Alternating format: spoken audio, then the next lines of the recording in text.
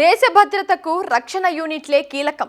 సామాజిక మాధ్యమాల ద్వారా వాటికి ఇప్పుడు ముప్పు ఏర్పడుతుంది. కీలకమైన సమాచారం బహిర్గతం అవ్వటం సవాల్గా మారింది. ఇందులో కొంతమంది తమకు తెలియకుండానే పాత్రధారులైపోతున్నారు. కొత్తగా రక్షణ రంగం అనుబంధ యూనిట్లలో చేరుతున్న వారిని ప్రలోభపరిచి ఈ కీలక సమాచారం సేకరణకు గూఢాచారులు యత్నించడం ఆందోళన కలిగిస్తోంది.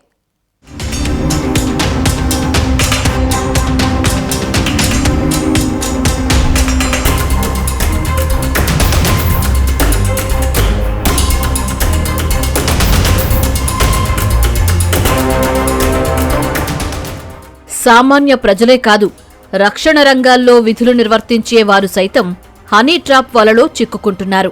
విశాఖ కేంద్రంగా కొన్నేళ్ల క్రితం జరిగిన ఆపరేషన్ డాల్ఫిన్స్ నోసు నేవీలో హనీ ట్రాప్ వ్యవహారాలను బట్టబయలు చేసింది. పాక్తో సంబంధం ఉన్న విశాఖ నేవీ ఉద్యోగుల గూఢాచర్యం కేసును ఎన్ఐఏ దర్యాప్తు చేసింది. ఈ కేసులో ఇప్పటికే 6గురికి శిక్ష పడగా తాజాగా మరో 4గురికి శిక్ష పడింది.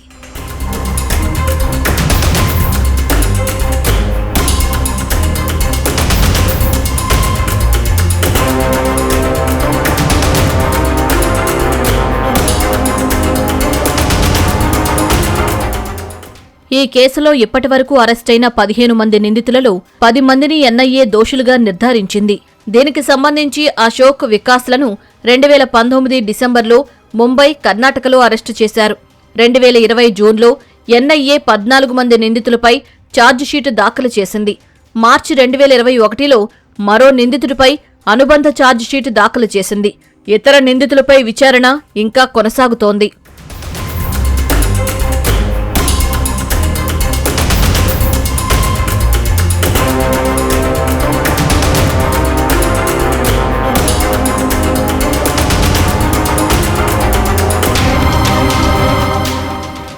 సామాజిక మాధ్యమాల విస్తృతి బాగా పెరగడం వల్ల రక్షణ దళాలలో ఉన్న కింది స్థాయి వారిని ఈ రకంగా ట్రాప్ చేయడం జరుగుతోందని ప్రభుత్వం గుర్తించింది.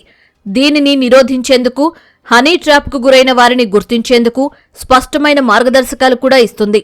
గతంలో హనీ ట్రాప్ పేరిట మారు పేర్లతో ఈ వ్యవహారాలు నడిపే పరిస్థితి ఉండేదని, ఇప్పుడు నేరుగా ఆయా వ్యక్తులే ఇటువంటి ట్రాప్లకు పాల్పడుతున్నారని అధికారులు చెబుతున్నారు. Interaction or the contact has been made through the social media, and we are also very conscious and aware of the intensified efforts by our adversary to step up the efforts for honey trapping and their use of modern methods, in the sense that in the earlier days the people used for honey trapping used to be pseudo names, or they would be men posing as women, but now it is not that. It is actual people who are doing this.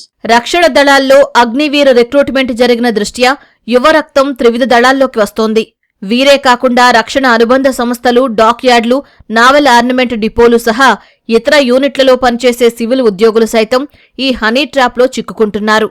ఈ రకమైన ట్రాప్లో పడకుండా ప్రభుత్వం వారిని అప్రమత్తం చేస్తోంది. ఒకసారి అందులో చిక్కుకుంటే ఇక జీవితమంతా కఠిన శిక్షలు ఎదుర్కోవాల్సి వస్తుందని హెచ్చరిస్తోంది.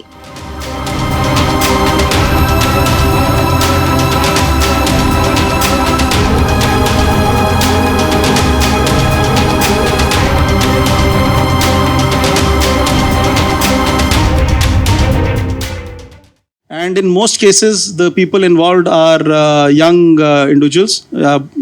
Mostly they've been one odd. I don't think there's been a case of an officer. Majority has been sailors. There have been certain dockyard workers and civilians who got trapped in this. The only aspect that we emphasize again is that for anyone who gets caught in such a situation and he does not report it, the punishments are extremely harsh and severe. And that is what we emphasize, that at a young age of mid-20s, his entire life is finished if he gets stuck in this. రక్షణ రంగానికి సంబంధించిన సమాచారం శత్రు గూఢాచారులకు చేరడం పెద్ద విధ్వంసానికే దారితీస్తుందని అధికారులు ఆందోళన వ్యక్తం చేస్తున్నారు. రక్షణ రంగంలోకి కొత్తగా చేరేవారికి పూర్తి స్థాయిలో అవగాహన కార్యక్రమాలు చేపడుతున్నట్టు తెలిపారు.